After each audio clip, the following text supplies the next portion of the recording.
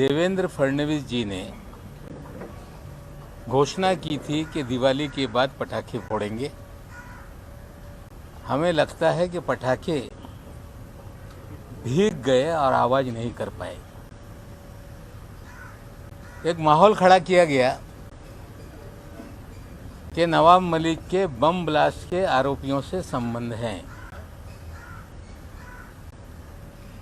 मैं देवेंद्र जी, आप 1999 में इस शहर में शायद पहली बार आए विधायक बन के, और 62 साल के जीवन में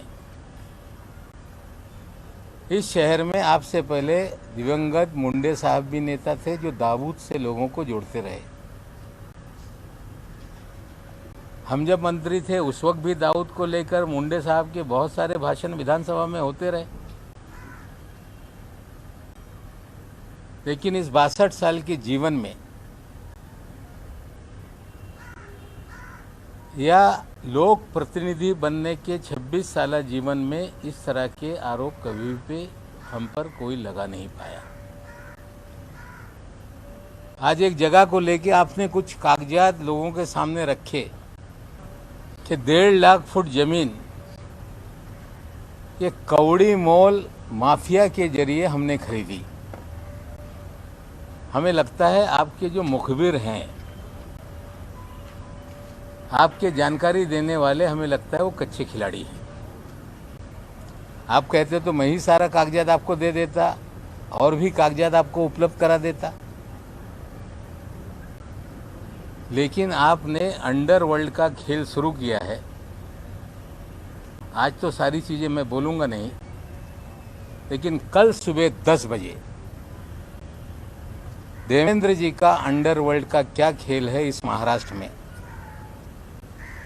और देवेंद्र जी ने मुख्यमंत्री रहते हुए किस तरह से अंडरवर्ल्ड के जरिए पूरे शहर को हॉस्टेज बना रखा था, कल सुबह 10 बजे उसकी जानकारी देंगे। लेकिन आरोप लगाया गया कि हमने 1.5 लाख फुट जमीन खरीद ली कौड़ी मोल में। देवेंद्र जी ने कहा कि जाली किराएदार उसमें बनाए गए। आप सभी जाकर देख लें, वो 1.5 लाख फुट जमीन पर एक मदीनतुल आमान नाम की कोऑपरेटिव हाउसिंग सोसाइटी है जो 1984 में वहां इमारत बनी। गोवा वाला कंपाउंड के नाम से जानी जाती है, जिसमें मुनीरा पटेल ने रस्सी वाला को डेवलपमेंट राइट देके वहां पे 140 से 150 मकान बनाकर आम लोगों को बेचे। आज भी वो सोसाइटी वहां पर है।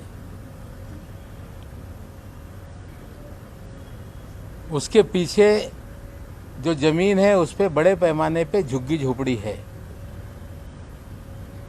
और हमारा एक गोडाउन वहां पे है जिसकी सॉलिडस इन्वेस्टमेंट कंपनी की वो लीज पर, जो मुनीरा है उनसे वो लीज पर थी 30 साल पहले से। और आगे हमारी उसी प्रॉपर्टी में 4 दुकानें थी।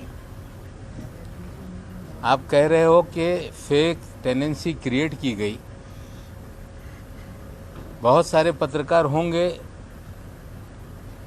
जब 1996 में शिवसेना भारतीय जनता पार्टी की सरकार थी,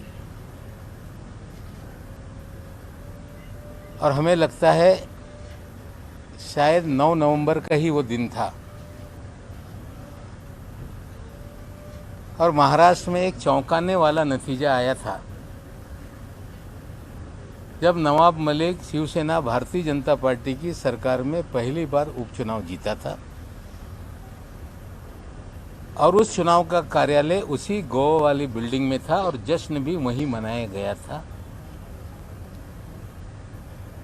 96 के आप जाकर मेरे कार्यालय के चुनाव के डॉक्यूमेंट निकाल लेंगे तो वहीं से हमने चुनाव लड़ा था।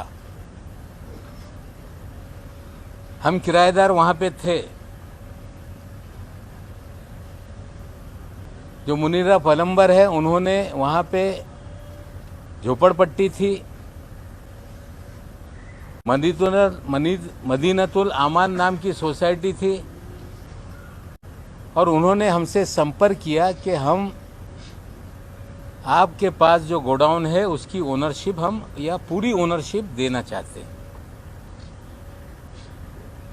हमने उनसे ओनरशिप ली। उनका जो पावर ऑफ अटॉर्नी था सलीम पटेल, उससे हमने रजिस्ट्री की। वो सारे कागजात उपलब्ध हैं। किराएदार के नाते उस समय जो स्टैम्प ड्यूटी थी, जो कीमत थी, हमने अदा की। वो सरकारी दस्तावेज में उपलब्ध हैं। हमने मालकिन से ली। अगर वो किसी को कहती है कि ये मेरा पावर ऑफ अटॉर्नी है, उससे आप पूरा आपका जो भी व्यवहार है वो पूरा कर लो, तो हमने वो पूरा करने का काम किया। देवेंद्र जी ने बढ़ा चढ़ा के बम ब्लास्ट का उल्लेख करने का काम किया। सरदार वली खान का उल्लेख करने का काम किया। शायद देवेंद्र जी को उनके मुखबिर बता नहीं पाए कि उसी गोवाला कंपाउंड में सरदार वली खान का आज भी घर है। पिछले 70 सालों से उसी गोवाला कंपाउंड में सरदार वली खान के जो पिताजी थे, वो गोवा वाला परिवार के एक वॉचमैन की तरह वहां पर काम करते थे। और जब हमने संपत्ति गोवा वाला परिवार से ली तो 300 मीटर पे सरदार वली खान ने अपना नाम चढ़ा लिया था। जब प्रॉपर्टी को हम रजिस्टर करने गए, ये बातें सामने आई और हमने 300 मीटर का पैसा देकर उन्होंने जो अपना राइट क्रिएट किया था वो उनसे सरेंडर करने का काम किया। आज भी वो हमारे घर के पीछे ही 2 प्रॉपर्टी पीछे वो सारी जगह है। जो गोडाउन है वो भी हमारा वहाँ पर है। जो आगे इमारत है उसमें भी जो 4 दुकानें उस समय हमारी थी वो भी है, आज वहाँ पे किराए पे लगाई हुई है। जब प्रॉपर्टी ली तो आगे जो गोवा वाला बिल्डिंग है जिसमें 4 दुकानें, 8 दुकानें नीचे, 8 घर ऊपर, ये सारी संपत्ति उस समय हमारी हुई। उसमें बाद में एक बियर बार था। मुसलमान होने के नाते समाज का दबाव होने लगा कि आपके संपत्ति में बियर बार है। वो बियर बार को भी ज्यादा पैसा देके हमने सरेंडर करवाने का काम किया।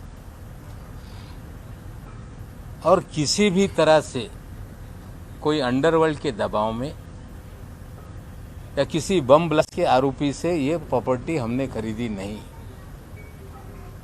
ये पूरी तरह से हम किराएदार थे। जो जगह की मालकिन थी वो चाह रही थी कि आप ये मालकी हक ले लो, और हमने उनसे लिया।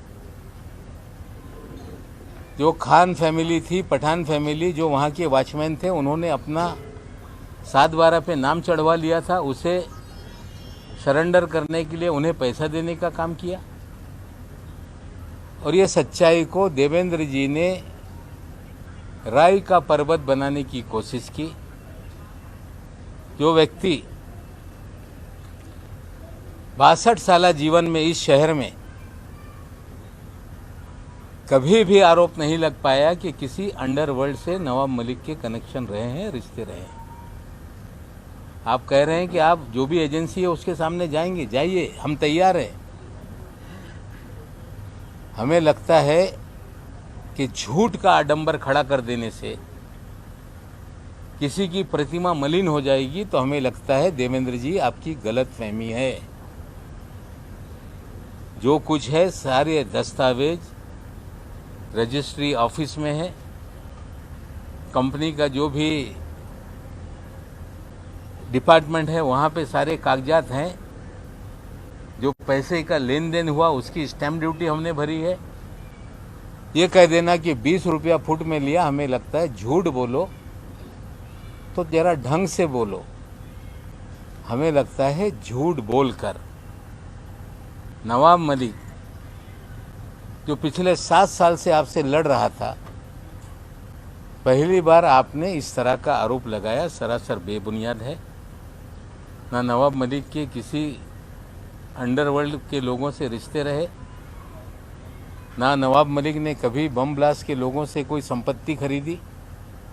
हाँ, वॉचमैन ने अपना नाम उस पर चढ़ा लिया था, उस वॉचमैन से नाम निकालने के लिए उन्हें पैसे देने के काम किया, ये सच्चाई है। जहाँ तक सवाल है देवेंद्र जी, आपने अंडरवर्ल्ड का खेल शुरू किया है, तो आपको आज मैं कह रहा हूँ कि सुबह 10 बजे आप कह रहे थे कि बम फोड़ देंगे। ये बम नहीं है, आपने आडंबर खड़ा किया। लेकिन नवाब मलिक कल सुबह अंडरवर्ल्ड का हाइड्रोजन बम मुंबई में गिराएगा और देश को बताएगा कि देवेंद्र फडणवीस किस तरह से अंडरवर्ल्ड के जरिए पूरे शहर को हॉस्टेज बनाए हुए थे, किस तरह से एक अंडरवर्ल्ड का सरगना जो विदेश में बैठकर इस शहर से उगाही करता था, वो सरगना किसके लिए काम करता था, वो अधिकारी किसका खास था। और मैं आपको बोलना चाहता हूं कि आज जो मैंने कहा है वो सारी बातें सामने हैं, लेकिन कल सुबह 10 बजे तक का इंतजार कीजिए। बम तो फूटा नहीं, लेकिन हाइड्रोजन बम कल सुबह 10 बजे गिरे।